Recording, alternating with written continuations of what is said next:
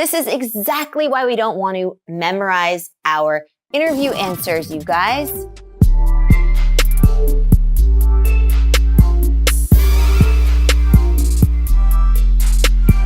Sometimes when we're insecure about an interview, we tend to memorize our answers. So we think of questions that we could possibly get asked, then script out answers, and then try to memorize those answers. But the issue with that is that we end up sounding completely robotic and stiff, not like the energized, passionate, ambitious humans that we are. So what do we do about that? We need to remember that an interview is actually a conversation. Let's start treating it that way. It is not just a soliloquy where I'm doing all the talking. So today I'm going to give you 3 strategies that's going to help you become more conversational in interviews. Because remember, it's not just you doing all the talking. So why should you care about this? About not sounding robotic in interviews and making it more conversational. Why should you care? Making your interview more conversational will do several things. 1, it'll make you less stressed because suddenly you don't have to memorize all your answers and stick to the script, which is basically impossible. 2, it'll allow you to deal with the questions that are just sprung up on you, that you had no time to prepare because you didn't know you were going to get asked that in the interview. And this does happen, right? We've all been there. And number 3, it'll leave a more favorable impression of you in the hiring manager's eyes. These 3 strategies are highly implementable and will transform the way you think about interviews, thinking of them more as a conversation and less as a test where you're being put on the spot. And this perspective and shift in the way we think about interviews will temper your anxiety before going into the interview and make you more relaxed and thus more confident. Strategy number 1, you want to share an anecdote. As you're answering the question, pull out an anecdote, a story that you want to share that reflects the skills, the background you have, your expertise and experience. Why does this work? Well, it does a few things. 1, it shows proof of performance, that you actually did what you said on your resume that you've done, or the skill that you have. 2, it reflects a little bit of your personality, right? Because the interview is all about also to get to know you as a person and if you are the right fit for the company environment. And 3, it's a glimpse into how you deal with certain things, be it conflict resolution or management, problem-solving skills, etc. For example, you might say something like, I remember when we worked with client X, one of the guys only spoke German, the person that I was dealing with. And so I had to pull out my rusty German skills. And it was a great experience because by the end of it, I was running meetings in German, I was holding interviews in German, and it was a great experience. And I'm so grateful for the opportunity to use my language skills again. So to sum up, sharing an anecdote in your interview is a great way to show proof of performance, a glimpse into your personality and your psyche and how you deal with things. All right, so strategy number 2, same turn question. This means that you ask a question as you're responding to the interviewer's question. Let me explain. So you're asking a question as you're answering the interviewer's question because you want to get the interviewer involved. By asking them a question, you are calling upon them to speak and inviting them into the conversation. Why does this work? Well, for 1, it makes the interview less stiff and less robotic. It's more like a flowing conversation, and it allows there to be more authentic exchange that's unscripted and natural. In other words, it's not boring, robotic talk that nobody actually enjoys. Let's see how this works. For example, that's a great question, Fred. Well, when we were pitching to VC investors in Florence, have you been to Italy? Pause. One of my favorite project management tools is Asana. Do you guys use Asana as well, or do you have another in-house project management tool? When we were trying to figure out our price point for our subscription service, we decided to take inspiration from the model that Company X uses.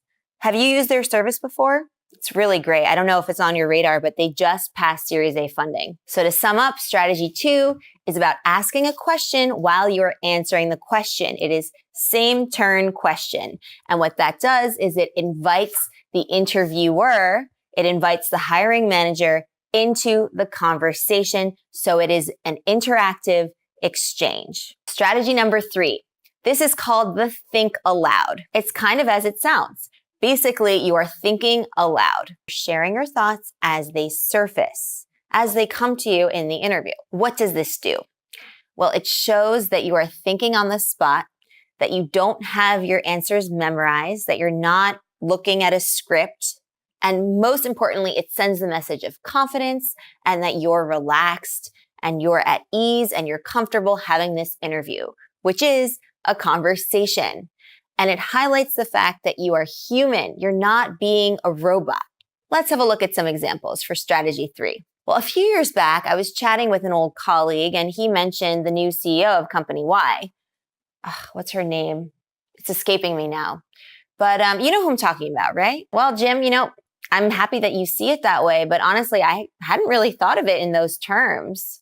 What's the best way to express this? Well, I think it's really about having the company reflect the personality of the founding members and really getting their ethos into the products and pouring their heart and soul and energy in it so that we can viscerally sense that in the products and services. I think that's really important for the valued customer. Does that make any sense? So recap for strategy 3, we're thinking aloud, we're showing, proving that we haven't memorized our script, that we're able to deal with conversation as it comes up, that it's not something that we've prepared for verbatim before ahead of time, because that is the beauty of conversation. We don't always have something prepared, but we're still able to share our opinion, share our thoughts, give perspective, and give an answer. As the person being interviewed, it highlights your confidence and the fact that you're relaxed in what really tends to be a very stressful situation. It's not easy to interview.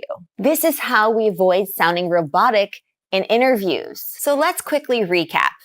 The problem that we're trying to solve is trying to make an interview more conversational so that we don't, 1, memorize our scripts and answers, which never works. 2, stress out about not getting asked the question that we prepped and we scripted and we memorized. And 3, to avoid sounding robotic and stiff. We've discussed 3 ways to make an interview sound more like a conversation by doing 3 things.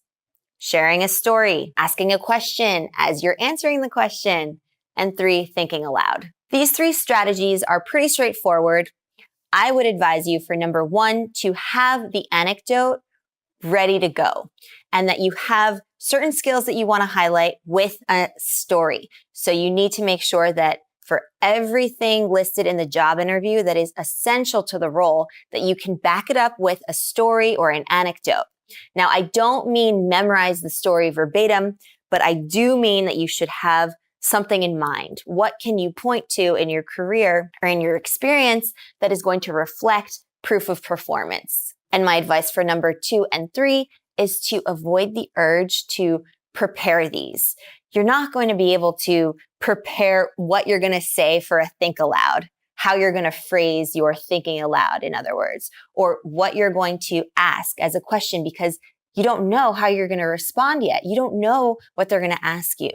You don't know how the whole interview is going to unfold because you haven't probably met the person who's going to interview and you just don't know what they want to talk about, what the priorities are for them.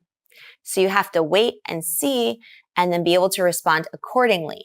But I do want you to keep in mind for numbers 2 and 3 that you will be asking a question and that you will be doing a think aloud because this is going to make it more conversational and more of an interactive back and forth between you and the hiring manager. Now, before going into that interview, I want you to practice these with a friend. In other words, you're having a casual conversation over some coffee and you're just going to try out these strategies without even letting them know what you're doing, right? But just try them out, make them your own, and then go for it. Use them in the interview and you will start to see gradual changes that are really going to make a difference in the way you communicate, in the way you feel, and how your confidence is just going to be oozing from your pores and everyone's just going to want to work with you. So no more memorization. There are a few other dangers to memorizing your answers, such as being caught off guard, which will actually make you sound unprepared because you haven't gotten that question. You haven't thought about that question before and you hadn't scripted it. right? So instead of that, which would actually make you seem unprepared, giving off the impression that you actually don't want to achieve, what you're doing instead is having these 3 strategies that I've given you today to make it more conversational and more interactive. All right, Explearners, that's a wrap on this video. I'm so happy that you could join me for this today. And please give the video a like if you like this lesson, share it with a friend. And if you haven't done so already, please subscribe to Explearning Communication Coaching. I will see you in my next video. Happy Explearning!